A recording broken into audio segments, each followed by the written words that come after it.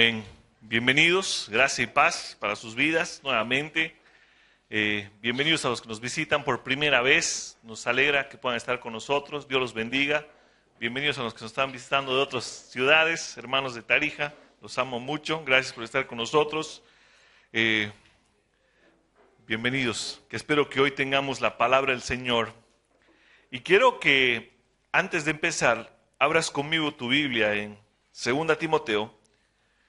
Capítulo 2, verso 2, y una de las cosas que hace esta carta es el último testimonio de alguien que está a punto de ser sacrificado, Pablo, dándole algunas recomendaciones a un ya no tan joven Timoteo. En la primera carta él era más joven, aquí posiblemente esté un poco más maduro en la fe, y una de las tareas que tenemos nosotros como pastores es esta.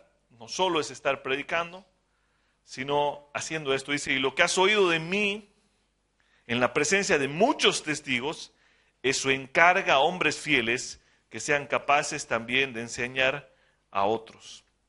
Entonces, parte del ministerio pastoral y algo que se ha descuidado mucho en las iglesias es esta tarea del pastor, capacitar hombres fieles que sean capaces, que sean aptos de enseñar a otros.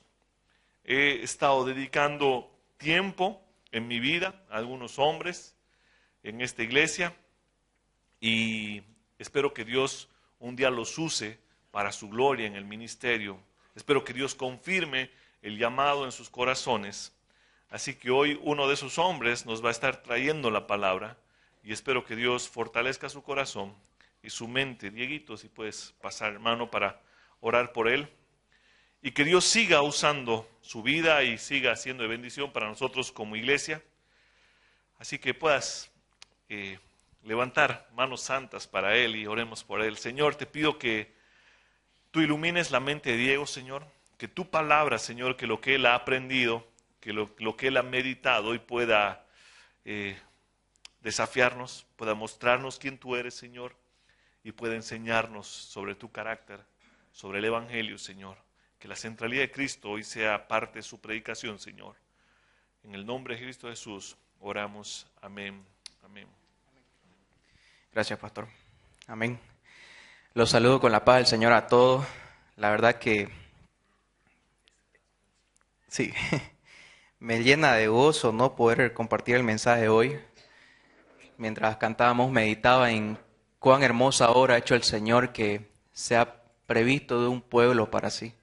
Nos ha redimido a todos para hacerse un solo pueblo de todos, ¿no? De aquellos que estaban perdidos, de aquellos que estaban alejados, los trajo a su gloria. Y cada uno de ustedes representa esa obra perfecta de Cristo que ha hecho, ¿no? En esa cruz, para traernos a formar un solo pueblo. Así que doy gracias al Señor por eso. El tema que voy a compartir hoy lo titulé Bienaventurados en medio del sufrimiento. Y quiero leer ahí donde están Primera de Pedro, capítulo 3, del 13 al 22. Amén. Dice así. ¿Y quién os podrá hacer daño si demostráis tener celo por lo bueno? Pero aún si sufrís por causa de la justicia, dichosos sois. Y no os amedrentéis por temor a ellos, ni os turbéis, sino santificad a Cristo como Señor en vuestros corazones, estando siempre preparados para presentar defensa ante todo el que os demande razón de la esperanza que hay en vosotros. Pero hacedlo con mansedumbre y reverencia, teniendo buena conciencia, para que en aquello que sois calumniados sean avergonzados los que difaman vuestra buena conducta en Cristo. Pues es mejor padecer por hacer el bien, si así es la voluntad de Dios, que por hacer el mal. Porque también Cristo murió por los pecados una sola vez, el justo por los injustos, para llevarnos a Dios, muerto en la carne, pero vivificado en el Espíritu, en el cual también fue y predicó a los espíritus encarcelados, quienes en otro tiempo fueron desobedientes cuando la paciencia de Dios esperaba en los días de Noé, durante la construcción del arca, en la cual unos pocos, es decir, 8 personas, fueron salvadas por medio del agua, Y correspondiendo a esto, el bautismo ahora os salva, no quitando la suciedad de la carne, sino como una petición a Dios de una buena conciencia mediante la resurrección de Jesucristo, quien está a la diestra de Dios, habiendo subido al cielo después de que él había sido sometido a ángeles, autoridades y potestades. Amén. Palabra del Señor. Vamos a orar en ese mismo sentir. Incline su rostro, acompáñame en este tiempo. Padre amado Señor, te doy gracias por tu palabra. Gracias, Padre, porque es completa. Gracias porque es suficiente, Señor. Gracias por tu pueblo aquí presente, Señor, con el cual vamos a compartir juntos tu mensaje, Señor. Tu palabra que es totalmente autoritativa, es totalmente completa, Señor. Dame sabiduría. Guía nuestros corazones, Señor, hacia tu sabiduría, Padre, para entender tu palabra, entender tu evangelio y conocerte más. En el nombre de Jesús. Amén. Amén. Entonces, quiero empezar introduciendo que hoy en día es muy normal hablar del cristianismo separado del sufrimiento. Es algo que hemos estado hablando, ¿no? La iglesia a la cual Pedro le estaba escribiendo estaba padeciendo mucho. Estaba en medio de una persecución porque el mismo hecho de llamar Señor a Jesucristo afectaba al César. Porque el César era reconocido como una deidad. Entonces, en el momento que decía alguien, Cristo es mi Señor, estaba derrumbando eso, estaba deteriorando eso. Y eso afectaba al gobierno, a la política de ese tiempo en Roma. Entonces, imaginará usted que creyentes llenos del Espíritu Santo, que aman al Señor, llamando a Cristo mi Señor, en esos tiempos, ¿qué era lo que pasaba? Nerón fue capaz de incendiar un coliseo para echarle la culpa a los cristianos y empezar una persecución. Una persecución tal que enviaba a los mismos cristianos a los coliseos romanos, a los juegos romanos del coliseo. ¿Y qué pasaba ahí? Los lanzaban a fosos de leones, los lanzaban a peregrinar en ese momento para hacer un show delante de los incrédulos. O también los ponían como antorcha para para alumbrar las calles de Roma. Los quemaban vivos. Pero nosotros hemos entendido que necesitamos de un Salvador, necesitamos arrepentirnos y creer en el Evangelio, sabiendo que Cristo es el único que puede darnos perdón de pecado y librarnos de la esclavitud al pecado. Pero no entendemos que el propósito de que Cristo nos haya dado vida nueva es para que podamos vivir para su gloria. No para satisfacer nuestros deleites, no para estar cómodos. Porque no fuimos rescatados de nuestra condición de muerte espiritual para acomodarnos a este mundo, sino que fuimos redimidos para darle gloria a Dios en esta vida y la venidera, en su eternidad a sus pies. Sin embargo, cuando hablamos de aflicción y sufrimiento, como lo hemos hecho en esta carta, pensamos que solo se refiere a ese sufrimiento que los cristianos padecían en esos tiempos. Una persecución hostil, una persecución que involucraba asesinatos, una persecución que involucraba odio, ira. Pero los verdaderos creyentes de todas las épocas tienen enemigos muy claros. Y estos son los mismos enemigos tanto para la iglesia primitiva que padeció persecución como para nosotros hoy.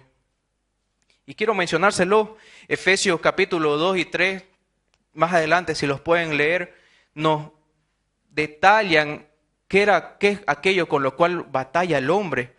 Primero, cada uno de nosotros sufrimos con las pasiones de nuestra carne.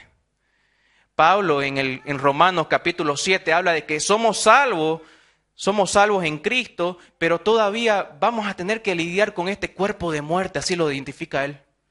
Nuestro cuerpo va a desear estar cómodo, nuestro cuerpo va a desear nuestros deleites, nuestro cuerpo va a desear seguir pecando, lo fácil, lo rápido. Pero nos dice que en Romanos 8, que el Espíritu de Dios nos va a ayudar a batallar nuestra carne. También todo creyente sufre a causa de la corriente de este mundo. ¿Cuánto no tenemos círculos sociales donde constantemente estamos comprometiendo nuestra fe en todo momento. Estamos siendo acusados, estamos siendo apuntados, estamos siendo influenciados a negar nuestra fe. Y por último, Efesios nos habla que Satanás y sus artimañas que gobiernan a los que no creen, están lidiando, están pensando todo el tiempo para cómo hacerte negar a Cristo. Y no es que Satanás tenga la culpa, sino que Satanás usa tu pecaminoso corazón, tu carne débil, para hacerte pecar. Y en ese momento nosotros somos los responsables. Entonces, como hijos de Dios, somos llamados a glorificar a Dios a pesar del sufrimiento, porque podemos hacerlo gracias a la obra redentora de Cristo en nuestras vidas. Quiero que leamos 1 de Pedro, capítulo 2. Estuvimos meditando en este pasaje, del versículo 9 al 10. Dice así: pero vosotros sois linaje escogido, real sacerdocio, nación santa, pueblo adquirido para posesión de Dios, a fin de que anunciéis las virtudes de aquel que os llamó de las tinieblas a su luz admirable, pues vosotros en otro tiempo no eras pueblo, pero ahora sois pueblo de Dios.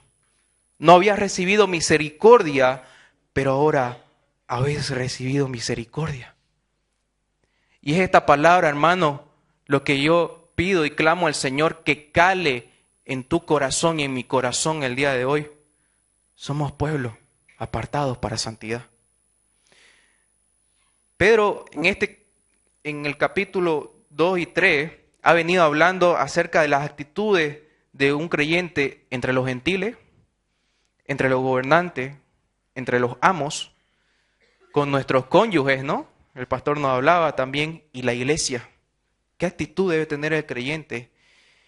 Pero la pregunta que comienza a responder el apóstol Pedro en este pasaje es: ¿qué hacer si sufrimos a pesar de hacer el bien? Y el argumento que presenta es muy claro, es que somos bienaventurados cuando hacemos lo bueno en medio del sufrimiento. Y ese es el mensaje que yo quiero que se quede en tu mente hoy. Somos bienaventurados cuando hacemos lo bueno en medio del sufrimiento. No está mal hacer lo bueno, hermano. Primer punto que vamos a hablar es del versículo 13 al 14a, es que somos bienaventurados cuando hacemos lo bueno en medio del sufrimiento, demostrando tener celo por lo bueno. Punto 2, vamos a ver que somos bienaventurados cuando hacemos lo bueno en medio del sufrimiento, santificando a Cristo en nuestro corazón, versículo 14b al 17. Y por último, somos bienaventurados cuando hacemos lo bueno en medio del sufrimiento, recordando que Dios padeció injustamente por un glorioso propósito. Amén. Entonces vamos a empezar con el primer punto. Somos bienaventurados cuando hacemos lo bueno en medio del sufrimiento, demostrando tener celo por lo bueno. Y el apóstol Pedro dice así, versículo 13. ¿Y quién os podrá hacer daño si demostráis tener celo por lo bueno? Pero aún si sufrís por la causa de la justicia, dichosos sois. La idea que Pedro tiene en este argumento es decirle a su audiencia que ninguna persona debería animarse a hacer daño a un creyente si esta persona demuestra tener celo por lo bueno. La respuesta a esa pregunta es: nadie se debería animar. Nadie debería. Pero nos da una serie de características para que se cumpla esta condición, que es posible salga negativa, como es posible que salga positiva. Y la primera de ellas es que a la hora de demostrar tener celo, es aquella persona que es irreprensible, que no tiene tacha, que cuando alguien lo mira realmente vive una vida íntegra. Cuando habla de celo, se refiere a que esta persona tiene un fuerte entusiasmo por lo bueno, realmente tiene un ardor, le incomoda, no puede hacer lo malo. Busca todo el tiempo el bien, busca la generosidad, busca el amor, busca la amabilidad, busca la justicia y consideración. Y lo que está diciendo Pedro en este momento es que una actitud así de un creyente que está siendo perseguido, que está siendo amenazado, que está siendo apuntado, refrena la mano de aquellos que quieren hacer daño. Refrena la mano de aquellos que quieren hacer daño. Para la audiencia original de Pedro, escuchar esto significaba que estaba el centurión romano por ahí. Yo me imagino, ¿no? Haciendo su ronda de guardia, imagínense en ese momento. Y lo que implica hacer esto es que el creyente de esa época debía preocuparse y estar más afanado por hacer lo bueno, por tener celo por lo bueno, que por el temor al hombre, que por el temor al centurión romano. ¿Y cuál es la verdad bíblica donde se ampara este consejo de Pedro? Vamos a irnos a Romanos 2, 14 al 16. Dice así: porque cuando los gentiles que no tienen la ley cumplen por instinto los dictados de la ley, ellos no tienen la ley. Son una ley para sí mismos, ya que muestran la obra de la ley escrita en sus corazones, su conciencia dando testimonio y sus pensamientos acusándolos unas veces y otras defendiéndolos en el día en que, según mi evangelio, dice Pablo, Dios juzgará los secretos de los hombres mediante Cristo Jesús. Hermanos, aún los que no creen, aún estos centuriones de los cuales hablaba Pedro, ¿no? Aún los que no creen no pueden negar que han sido creados por Dios, porque sus conciencias buscan hacer lo correcto y por sus conciencias van a ser juzgados. ¿Sabe qué? ¿Por qué? Porque ahí aún ni ese estándar de bondad que ellos persiguen van a poder cumplirlo. Y por eso van a ser juzgados y por eso van a ser encontrados fallos, culpables. Porque la salvación es por gracia. Quiero ilustrar la idea de Pedro que le está diciendo a su audiencia. Y le va a parecer un poco chistoso, pero la verdad que no pillé algo como nosotros podamos sentir y experimentar esto. Yo quiero que se imagine que está en su casa, es de noche, y de pronto tiene su perrito en su casa. Es de noche, estás cansado, querés ir a apagar las luces y echarte a dormir, pero de pronto lo pillás en tu sala, tu perrito. Lo ves ahí moviéndote la cola, mirándote con los ojos. Y la idea que Pedro tiene al decirle, demuestren celo por lo bueno, es que los malhechores, los que están queriendo agredir a las personas, tengan la misma actitud que nosotros tendríamos con ese perrito. Pucha, este perrito me quiere amar, este perrito me está moviendo la cola, quiere adornar, quiere adular a su dueño. Entonces, lo más lógico es que nosotros no vamos a sacar la cuerda para darle chicotazos y sacarlo de la sala, ¿no? Lo más lógico es que vamos a retener nuestras manos. Entonces, esa es la idea, ese es el sentimiento que Pablo espera de aquellas personas que quieren agredir a los cristianos. Espera que oren los creyentes, demostrando celo por lo bueno, para confrontar la conciencia de sus agresores al querer hacer lo malo. Demostrar celo por lo bueno no nos garantiza que evitaremos la injusticia, pero sí nos promete que seremos dichosos. Y esta es la segunda idea de Pablo. Si bien Dios nos está mandando a tener celo para demostrar que tenemos celo por lo bueno, pero eso no nos garantiza que vamos a salir salvos de la persecución, de los dedos que apuntan, del rechazo a las verdades de Cristo. Y dice Pablo, pero aún si sufrís por causa de la justicia, dichosos sois. Es decir, la palabra dichoso tiene esa traducción que vamos a ser bienaventurados. Dios se glorificará a través de nuestra conducta buena. Dios bendecirá a aquellos que no conocen a Cristo a través de nuestro sufrimiento. Dios nos bendecirá con más gloria porque va a formar un carácter en nosotros. Un carácter que prefiere glorificar a Dios antes que a los hombres. Obedecer a Dios antes que a los hombres.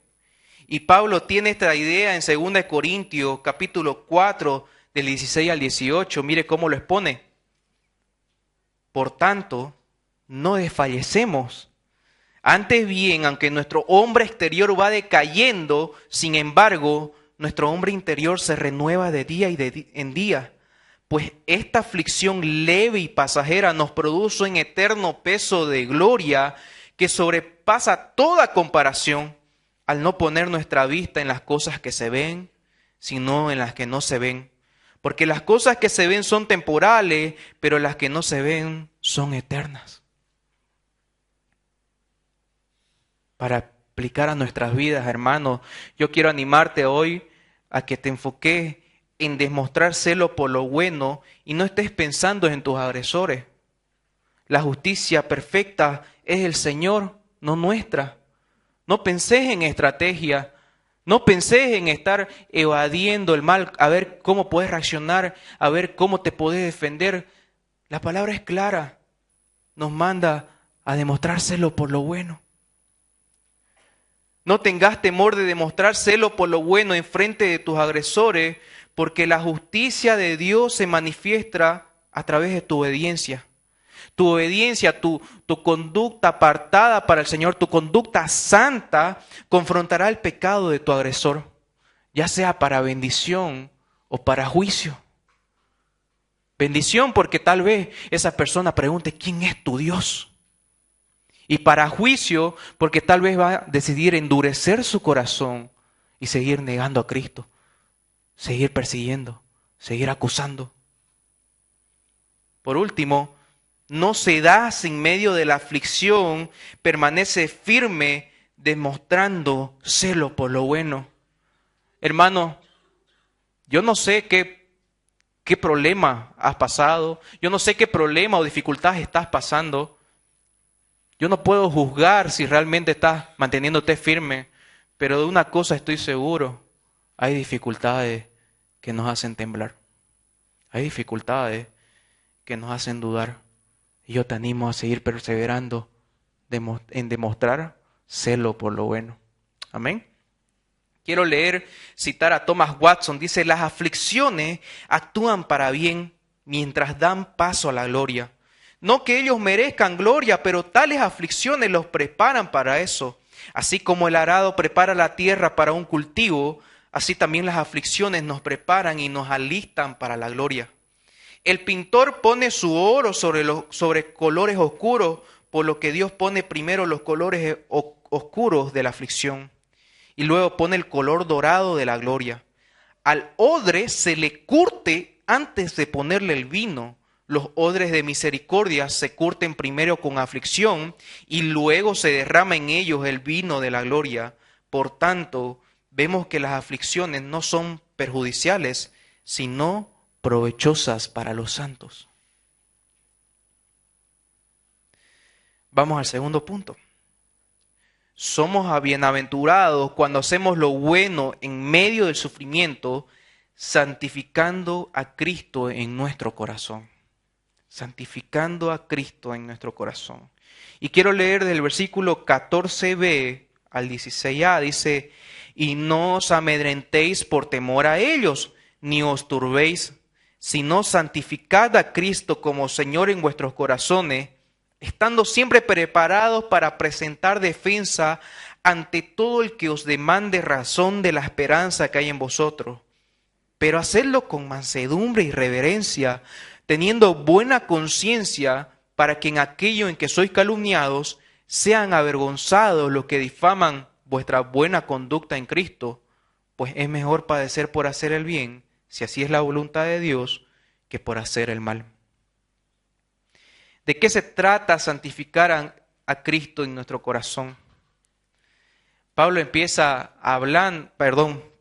empieza hablando de aquello que es opuesto a santificar a Cristo en nuestros corazones, y eso es tener miedo de los incrédulos y conmovernos por ellos. Pablo cita al decir, y no os amedrentéis por temor a ellos, ni os turbéis, está citando Isaías capítulo 8, versículos 12 al 13, que dice así, no digáis, es conspiración, a todo lo que este pueblo llama conspiración, ni temáis lo que ellos temen, ni os aterroricéis. Al Señor de los ejércitos es a quien debéis tener por santo, sea Él vuestro temor y sea Él vuestro terror. Básicamente Isaías estaba profetizando al rey Acaz. En ese momento estaban queriendo, Asiria quería deportar a Israel, había un conjunto de guerra porque Dios había permitido las consecuencias del pecado, por las consecuencias del pecado de Israel, que Judá sea atacada. Isaías con prontitud, guiado, inspirado por el Espíritu Santo de Dios, le manda este mensaje a Acaz. No temas a tus agresores. No te unás, porque era común en ese momento, todos los consejeros le decían, unámonos al ejército de Siria, de Asiria, y así sucesivamente, buscando confiar más en el hombre que en Dios. Pero Isaías les recuerda, temed más a Dios que al hombre. Entonces debemos permanecer firmes en medio del sufrimiento, porque tenemos que temer más a Dios que a los hombres. Esa es la verdad que Pedro quiere presentar a su audiencia. Y de eso se trata, santificar a Cristo en nuestros corazones. Buscar reverenciarlo, hacerlo a Él soberano en nuestras vidas. Reafirmar que le pertenecemos a Él y estamos bajo su gobierno. Someternos a la voluntad de Dios a pesar del sufrimiento. Esa es la idea de Pedro. Podemos estar sufriendo, hermano. Y esto es una gran verdad que se cumple, porque en medio del sufrimiento, cuando recordamos que nuestro Dios es soberano, cuando recordamos que nuestro Dios está sobre todas las cosas, no hay nada que esté sobre Él, eso nos alienta, eso nos trae paz, eso nos da fortaleza para perseverar incondicionalmente.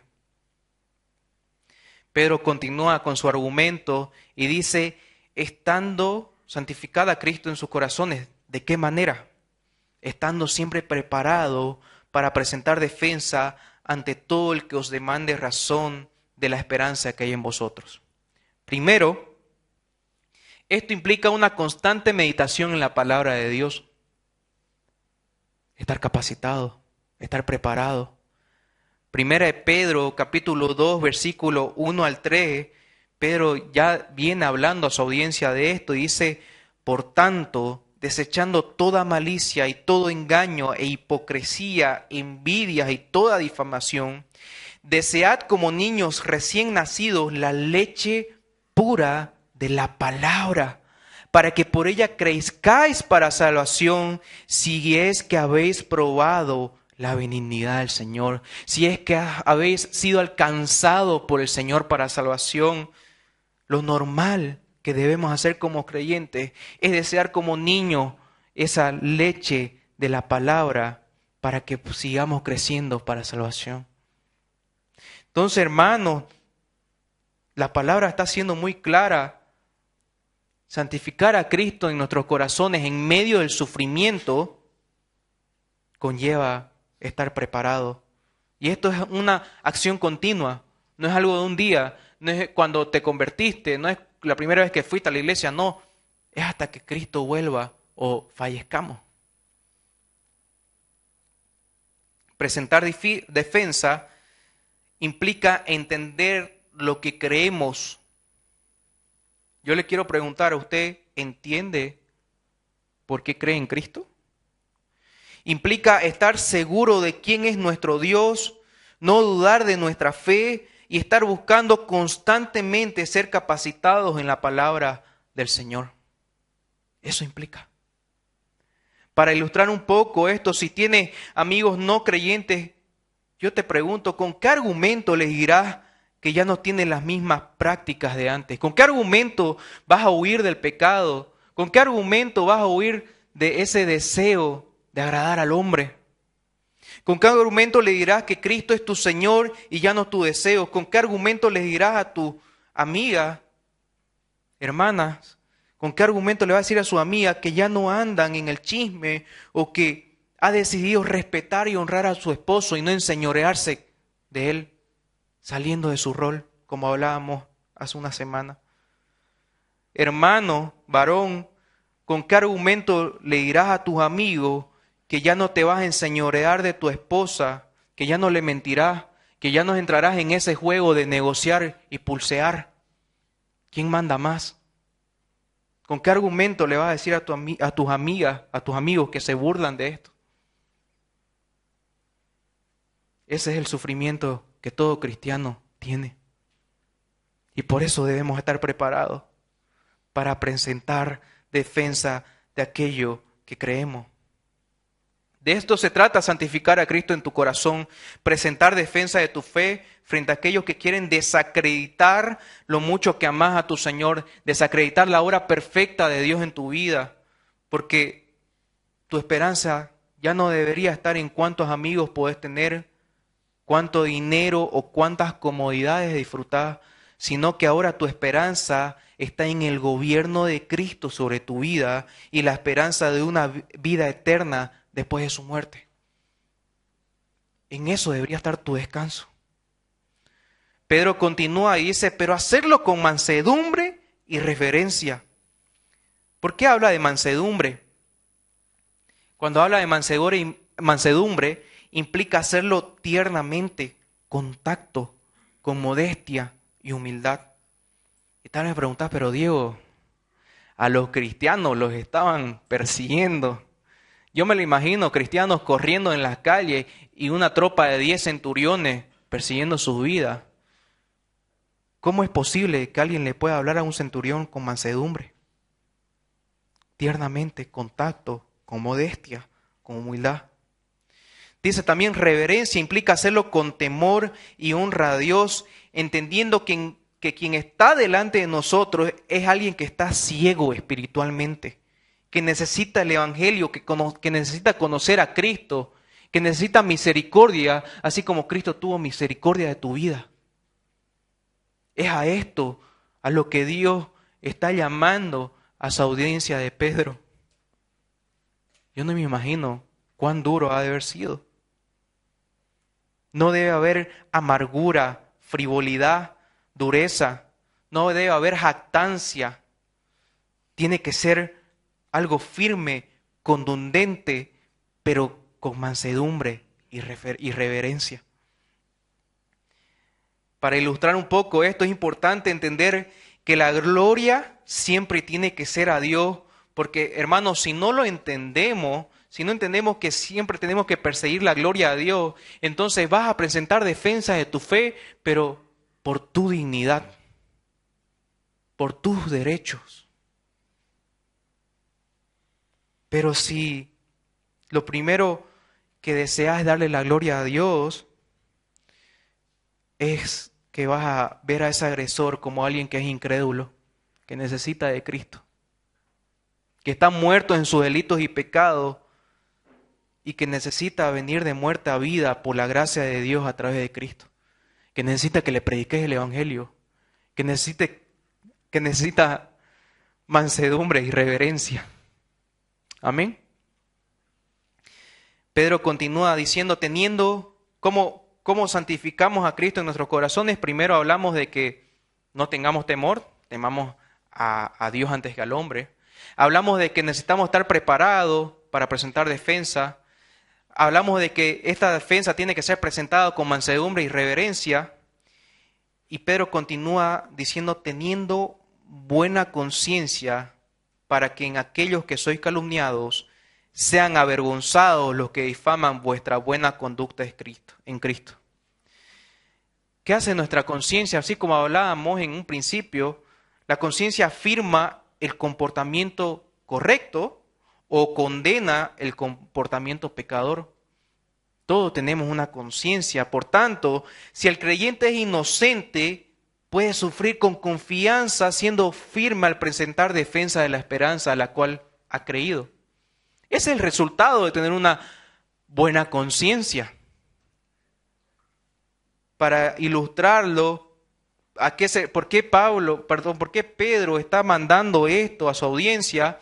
Es que muchas veces queremos hablar de nuestro Dios, pero nuestras vidas continúan en pecado. pero nuestras vidas continúan practicando lo que no agrada al Señor. Y lo primero que va a hacer alguien que está apuntándote, alguien que está tratando de diluir, desacreditar tu creencia, es hacerte recuerdo de tu pecado. Y si tu conciencia te delata y te dice, Diego, seguís practicando esto que te están acusando, créeme que no vas a tener autoridad para hablarle a esa persona del Evangelio. No vas a tener autoridad para hablarle de Cristo con reverencia, con mansedumbre, por más que te hayas preparado. Por eso es bueno que tengas una conciencia buena, limpia. Sin embargo, si vos tenés una conciencia limpia, te aseguro que si presentás defensa de tu fe con reverencia, con mansedumbre, esa persona va a tener dos reacciones. O endurecerá su corazón para juicio, siguiendo la hostigación a tu vida, o realmente va a ser confrontado su pecado. Realmente va a correr al arrepentimiento. Porque realmente la persona que está hablando, aparte de tener un mensaje que tiene gran peso de criterio, es íntegra. Demuestra hacerlo por lo bueno. Pablo termina esta parte diciendo, pues es mejor padecer por hacer el bien, si así es la voluntad de Dios, que por hacer el mal. Es mejor padecer con la seguridad de que tienes buena conciencia con el Señor. Escuche bien esto. Es mejor padecer con la seguridad de que tienes buena conciencia con el Señor que si estás padeciendo por una consecuencia de tu pecado, hermano. Créeme que cuando sufrís por hacer lo bueno hay gozo, hay paz, hay plenitud en tu corazón. Pero si estás sufriendo a causa de algo que erraste, va a ser duro. Yo no digo que Dios te deseche, pero si así es la voluntad de Dios, es mejor siempre padecer por hacer el bien que por hacer el mal. Algunas aplicaciones. Primero, no tengas miedo al hombre antes que a Dios. Es más importante lo que Dios piense de ti que lo que dicen tus amistades, familiares y agresores. Segundo, recuerda que Cristo es el amo y Señor de tu vida en medio de la aflicción. Tercero, capacítate, no tomes en poco los estudios bíblicos que hacemos aquí en la iglesia. No tomes en poco las muchas bibliotecas que hoy tenemos disponibles para aprender y estudiar del Señor. No tomes en poco el tiempo de hombres fieles, siervos fieles que están dedicándose a la enseñanza. Porque su objetivo es que estés capacitado para presentar defensa de tu fe. Y este es un llamado para todos, no para los pastores, no para los líderes solamente, sino que es para todos. Los pastores, los líderes no van a estar en tu trabajo, no van a estar con tu familia ahí mientras comes. Es necesario ser capacitado. Y no tan solo venir a la iglesia y capacitarse, sino meditar en la palabra de día y de noche. Desear como niños la leche espiritual, como hablábamos. Por último, busca tener buena conciencia a la hora de presentar defensa para que tus agresores se avergüencen por tus buenas obras en vez de que te avergüences por tus pecados. Esa, hermano, es la justicia perfecta de Dios. No busques estrategia. No busques cómo defenderte. Porque Dios sufrió hasta lo sumo. Cristo sufrió hasta lo sumo. Y eso me lleva al tercer punto. Somos bienaventurados cuando hacemos lo bueno en medio del sufrimiento, recordando que Cristo padeció injustamente por un glorioso propósito. Pedro comienza a hablar desde el versículo 18 y dice, porque también Cristo murió por los pecados una sola vez, el justo por los injustos, para llevarnos a Dios muerto en la carne, pero vivificado en el Espíritu, en el cual también fue y predicó a los espíritus encarcelados, quienes en otro tiempo fueron desobedientes cuando la paciencia de Dios esperaba en los días de Noé. Durante la construcción del arca, en la cual unos pocos, es decir, 8 personas, fueron salvadas por medio del agua, y correspondiendo a esto, el bautismo ahora os salva, no quitando la suciedad de la carne, sino como una petición a Dios de una buena conciencia mediante la resurrección de Jesucristo, quien está a la diestra de Dios, habiendo subido al cielo después de que le habían sido sometidos ángeles, autoridades y potestades. El argumento de Pedro es que es mejor padecer por hacer el bien porque Cristo también lo hizo. Porque Cristo lo hizo. Ese Dios en que has creído lo hizo. Él padeció por hacer el bien. Y Él nos demuestra hoy con todas las acciones que conocemos de su obra perfecta, completa en esa cruz, que siempre va a ser mejor padecer por hacer lo bueno. Dice la palabra, porque también Cristo murió por los pecadores una sola vez, el justo por los injustos, para llevarnos a Dios. Cristo padeció el juicio más injusto, la forma de morir más injusta, las deshonras más injustas con el fin de morir por nuestros pecados. Fue ultrajado, fue rechazado por su propio pueblo, fue abandonado por sus propios discípulos, fue ultrajado en esa cruz. Cristo padeció el juicio más injusto y recibió toda la ira de Dios. Tomó nuestro lugar sobre el madero, nos sustituyó. Nosotros debimos haber muerto en ese madero, pero ni aun así vamos a saciar la ira de Dios, porque ¿por qué puede vindicar nuestras vidas llenas de pecado, que no son santas como la de Cristo? Pagó la deuda que nos era contraria, nos vindicó con el derramamiento de su sangre. Fue un pago suficiente, completo. Como hablaba el pastor en la alabanza, fue suficiente, consumado fue. Ya no necesitamos hacer más obra. Y fue para siempre, fue perpetuo. En hebreo nos habla la palabra que Él es el sacerdote que de una vez y por todas murió por nuestros pecados y nos lleva al Padre. Por medio de su sacrificio nos reconcilió con Dios cuando estábamos destituidos de la gloria de Dios.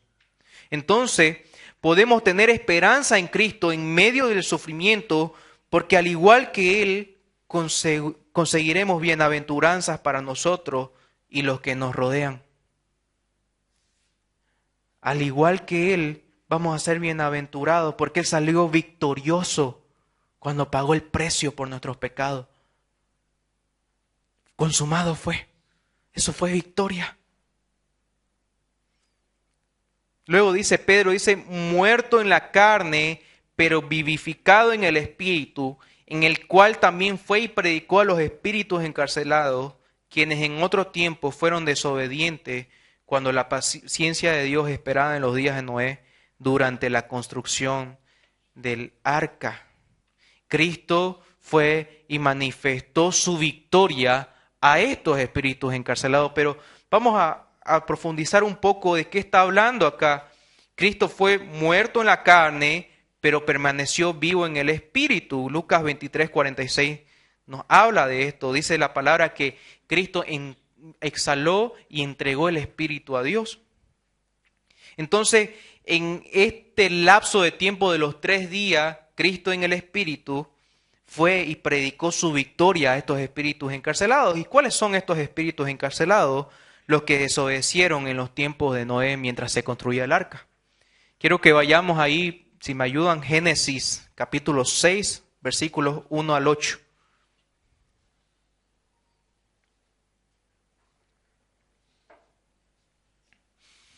Luego de la caída del hombre, dice así la palabra, y aconteció que cuando los hombres comenzaron a multiplicarse sobre la faz de la tierra y les nacieron hijas, los hijos de Dios vieron que las hijas de los hombres eran hermosas y tomaron para sí mujeres entre todas las que les gustaban, Entonces el Señor dijo, no contenderá mi espíritu para siempre con el hombre, porque ciertamente él es carne, serán pues sus días 120 años, el tiempo hasta que vino el diluvio.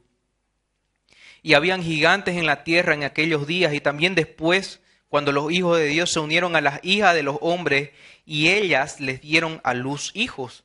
Estos son los héroes de la antigüedad, hombres de renombre. Versículo 5. Y el Señor vio que era mucha la maldad de los hombres en la tierra, y que toda intención de los pensamientos de su corazón era solo hacer siempre el mal. Y le pesó al Señor haber hecho al hombre en la tierra, y sintió tristeza en su corazón. Y el Señor dijo, borraré de la faz de la tierra al hombre que he creado, desde el hombre hasta el ganado, los reptiles y las aves del cielo, porque me pesa haberlos hecho. Mas Noé halló gracia ante los ojos del Señor. Antes de continuar, hermano, quiero que puedas entender cuán grave es mancillar la santidad del Señor. Cuán grave es el pecado para el Señor, que decidió aniquilar toda la humanidad mediante un diluvio. Parece que es serio, ¿no? Tomemos en cuenta esto. Estos espíritus encarcelados son ángeles caídos que desobedecieron a Dios en los días de Noé. ¿Qué hicieron? ¿Cuál fue su desobediencia? No creyeron en el plan de salvación e intentaron destruir la línea genealógica de Cristo que pisaría en la cabeza a la serpiente. Estaba mancillando esa promesa que Dios dijo, esa maldición que Dios dijo en el Edén a la serpiente. La descendencia de esta mujer te pisará en la cabeza a ti serpiente y tú la herirás en el calcañar. Entonces estos espíritus desobedientes querían mancillar esa línea genealógica. Corrompieron la humanidad, se metieron con las hijas de los hombres. ¿Qué más pasó? Se multiplicó el pecado de los hombres de esa generación con toda clase de abominación y mancillaron aún más la representación de Dios en la tierra, los íconos. El pináculo de la creación de Dios fue mancillado, el hombre. Entonces, ¿qué hizo Dios? Los encarceló en prisiones especiales, confinadas al abismo, reservadas para el juicio final de Satanás y sus ejércitos. Estos espíritus encarcelados, cuando Cristo murió en el madero, afirmando la consumación del pago del pecado, fue y proclamó su victoria como heraldo a estos que se burlaban y desobedecieron en los tiempos de Noé. Cristo padeció, sufrió en esa cruz y fue a proclamar su victoria a aquellos que no creían en el plan de salvación, aquellos que no creían que el hombre podía ser salvo. Podemos confiar en Cristo en medio del sufrimiento porque nosotros mismos proclamaremos victoria a nuestros agresores en el día del juicio, al igual que Cristo. Así como Cristo fue resucitado, nosotros también vamos a resucitar en cuerpos glorificados, dice la palabra en 1 Corintios 15. Pedro continúa su argumento y dice, en la cual unos pocos, es decir, 8 personas fueron salvadas por medio del agua, y correspondiendo a esto el bautismo ahora os salva, no quitando la suciedad de la carne, sino como una petición a Dios de una buena conciencia mediante la resurrección de Jesucristo. Hermanos, era tanta la maldad de los hombres que en 120 años de proclamación de Noé, según 2 de Pedro 2:8, solo 8 hombres subieron al arca. El agua sirvió para aniquilar a toda esa generación corrompida por el pecado y salvar a Noé y su familia. De la misma manera, ahora Cristo, mediante la regeneración del bautismo del Espíritu Santo, no está hablando del bautismo de agua, está hablando del bautismo espiritual que Cristo hace, que no sabemos en qué momento sucede, nos hace limpio como el agua del diluvio para salvación. De tal manera que tenemos una limpia conciencia en Cristo. Para profundizar un poco en esto que estoy hablando, quiero que leamos Juan capítulo 3, versículo 3. Y Jesús le está explicando el nuevo nacimiento a Nicodemo. A Nicodemo que debería haber entendido esta gran verdad. A Nicodemo que estaba consultando cómo puede un hombre nacer de nuevo. Se introducirá en el vientre de su madre y va a nacer. Y le dice, respondiendo Jesús, y le dijo, de cierto te digo, que el que no naciere de nuevo no puede ver el reino de Dios. Nicodemo le dijo, ¿cómo puede un hombre nacer siendo viejo? ¿Puede acaso entrar por segunda vez en el vientre de su madre y nacer? Respondió Jesús, de cierto te digo, que el que no naciere de agua y del Espíritu no puede entrar en el reino de Dios. Lo que es nacido de la carne, carne es, y lo que es nacido del Espíritu, Espíritu es.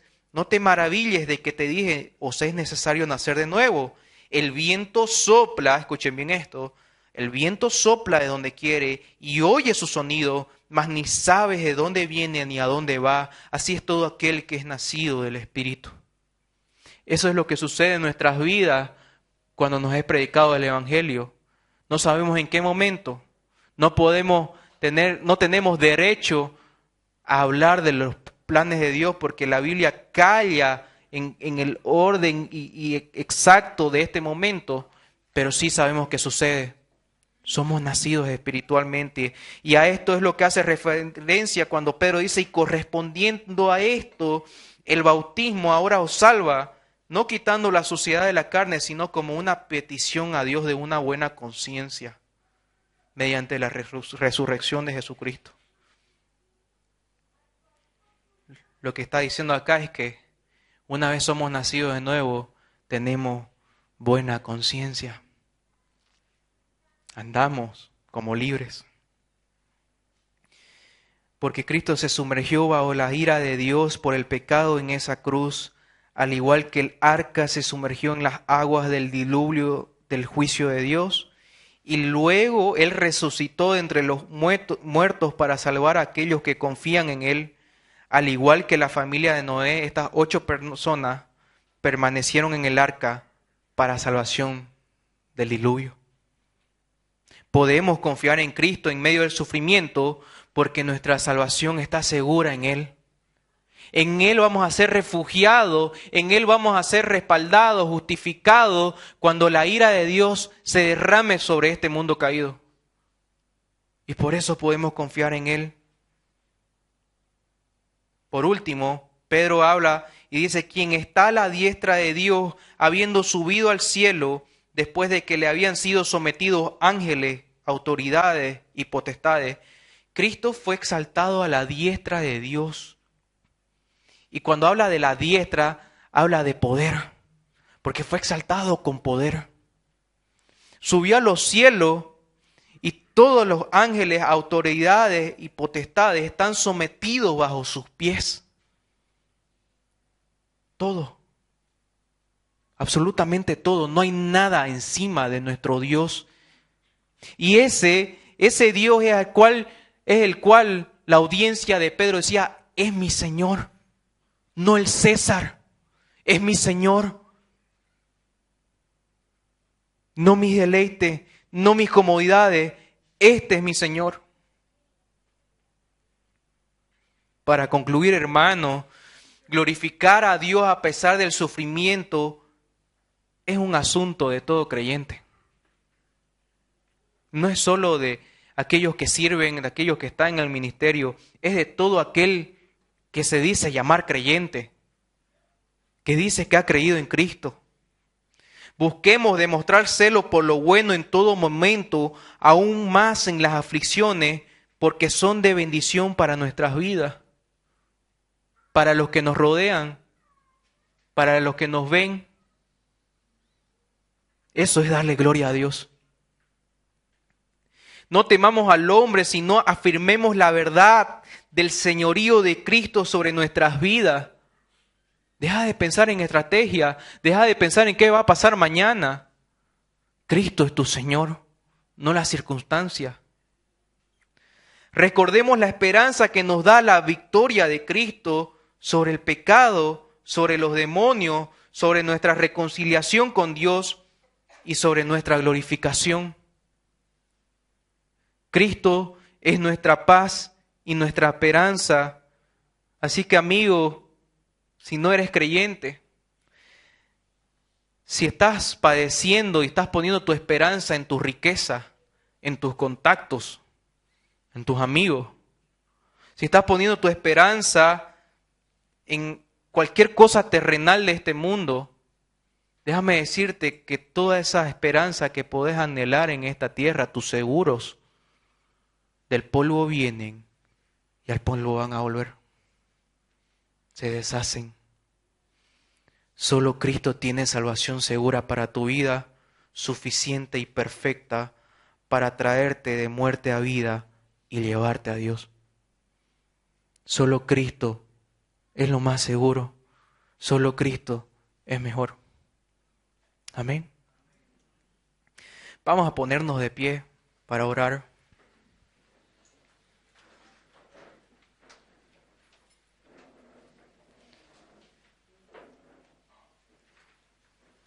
Padre amado Señor, te doy gracias por tu mensaje, Señor. Gracias por la infinita sabiduría de tu palabra, Señor. Gracias, Señor, porque solo en ella hallamos vida eterna, Señor. Tus palabras nos dan vida y sabiduría, Señor. Padre, te pedimos, Señor, que nuestros corazones sean fortalecidos cada vez más en tu palabra, que podamos entender cada vez más, Señor, tu verdad, por qué creemos, por qué te seguimos, por qué te honramos, Señor, para que convicción firme podamos hacer lo bueno en medio del sufrimiento, que podamos recordar a Cristo cómo Él venció, Señor, todas las adversidades, Señor, con convicción de que su comida era hacer la voluntad de su Padre, de que era necesario tomar esa copa, Señor, antes que huir, Señor, de su responsabilidad, del plan perfecto de Dios. Te agradecemos, Señor, porque podemos verlo, podemos creerlo, Señor. Padre, ayúdanos en nuestra incredulidad, Señor, para aquellos amigos, Señor, que todavía no están, Señor, no entienden, no les cabe en la cabeza, aquellos que muchas veces nos apuntan, Señor, ayúdanos a tener misericordia de ellos, así como tú tuviste misericordia, porque ya nosotros hemos conseguido la corona de vida por medio de Cristo. No tenemos nada mejor que anhelar, Señor, que buscar hacer lo bueno, que buscar agradarte, porque todo lo que pueda anhelar nuestro corazón siempre va a ser mejor. Adorarte, glorificar tu santo nombre, porque somos hijos, real sacerdocio santo, nación santa, pueblo adquirido por Dios. Te entregamos nuestra vida en esta mañana. Ayúdanos en nuestra debilidad. En el nombre de Jesús. Amén.